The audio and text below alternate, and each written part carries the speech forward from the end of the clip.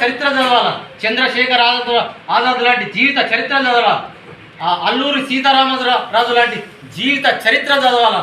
వారి స్ఫూర్తిని మీలో నింపుకోవాలని తెలియజేస్తూ ఇప్పుడు Armoor division sub division secretary అన్న రమేష్ అన్న మాట్లాడతాడు, వినండి.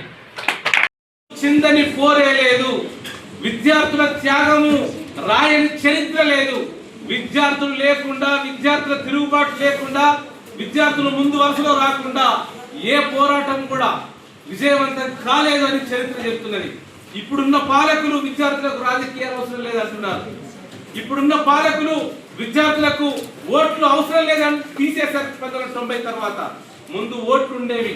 మీరు ఓటేసే విధానం 90 వరకు ఉండేది. మీ దాంట్లో ఒక లీడర్ క్వాలిటీస్ రావడం కోసం, లేదా మీ హాస్టల్లో ఉండేటటువంటి సమస్యలు, మెస్ సమస్యలు, స్కూల్ సమస్యలు, పాఠశాల సమస్యలు మాట్లాడడానికి మీకు 10 మంది ఉంటే 10 తరగతులకు ఒక విద్యార్థులకు సంబంధించిన నాయకుడు లేదా టీచర్ తర్వాత టీం లీడర్గా ఉండేటటువంటి అవకాశం ముందు ఉండే. ఇప్పుడు లేదు.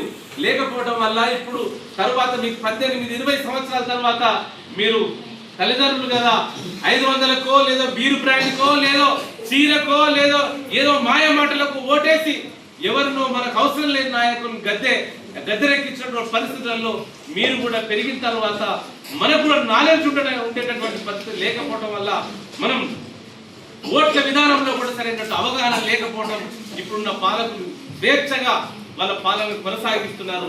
మీరందరూ కూడా రేపటి రోజున మీ అందరికీ ఎన్నికలు కావాలి. మా పాఠశాలల్లో కూడా ఎన్నికలు కావాలి.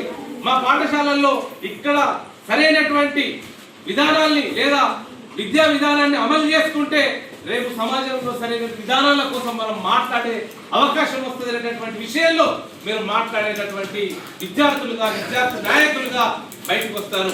అందుకని మీకు విద్యార్థులకు ఇప్పుడు రమేష్ అని చెప్పినట్టుగా తరగతి గదిలోనే సమాజం ఎట్లా ఉండాలో రూపుదిద్దుకుంటుందని కొఠారి అనేటటువంటి ఒక ఐఏఎస్ ఆఫీసర్ చెప్పినట్టుగా ఇక్కడ సమాజం రేపు ఎట్లా ఉండబోతుంది, ఎట్లా తయారు కాబోతుంది అనేది తరగతి గదిలో తయారవుతుంది.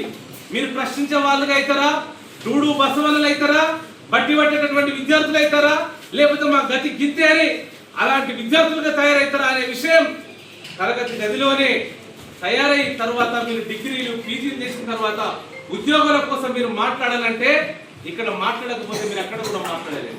ఇక్కడ మీకు ఆ విషయం తెలియకపోతే ఉద్యోగాలు ఇచ్చేటటువంటి పరిస్థితి లేదు. ఉద్యోగాలు లేవు, ఉపాధి లేదు. ఇప్పటికే 40 లక్షల మంది తెలంగాణలో డిగ్రీలు చేత పట్టుకొని ఉద్యోగాల కోసం వెంటబడుతున్నారు. వీళ్ళందరూ ఉద్యోగస్తులు, కాంట్రాక్ట్ అవుట్ సోర్సింగ్ ఉద్యోగస్తులు. వాళ్ళకైనా అవుట్ సోర్సింగ్ ఉంది, మీ అందరికి అవుట్ సోర్సింగ్ కూడా ఉండేటటువంటి పరిస్థితి ఉండదు. అందుకని మీరు అందరూ కూడా ఉద్యోగ ఉపాధి కోసం పోరాడటం అంటేనే భగత్ సింగ్ లాంటి వాళ్ళని మనం స్ఫూర్తిగా తీసుకోవడం. ఈ దేశ స్వాతంత్ర్యం కోసం మనం మాట్లాడితే ఈ దేశ స్వాతంత్ర్యం తర్వాత ఉపాధి ఉద్యోగాల కోసం మాట్లాడే వాళ్ళుగా మీరు తయారు కావాల్సినటువంటి ఒక నాయకులుగా లేదా ఒక మంచి విద్యార్థులుగా, మంచి పట్టభద్రులుగా బయటకు రావాల్సినటువంటి పరిస్థితి మీ అందరికీ రావాలి. ఇక్కడ 99% లేదా 91% ట్రైబ్స్ సంబంధించినటువంటి స్టూడెంట్స్ ఉన్నారు. మీకు అందరికీ ఉద్యోగ అవకాశాలు కావాలంటే మీరు ఎంతున్నారో మీకు అంత అవకాశాలు కల్పించేటటువంటి రాజ్యం రావాలి. మీరు 10% ఉంటే 5% ఉద్యోగాలు ఇస్తున్నారు. 5% అందరికీ లేదా ప్రభుత్వ ఉద్యోగాలు కూడా రావటం లేదు. రోజు రోజుకు పడిపోతున్నాయి, వచ్చేటటువంటి అవకాశం లేదు.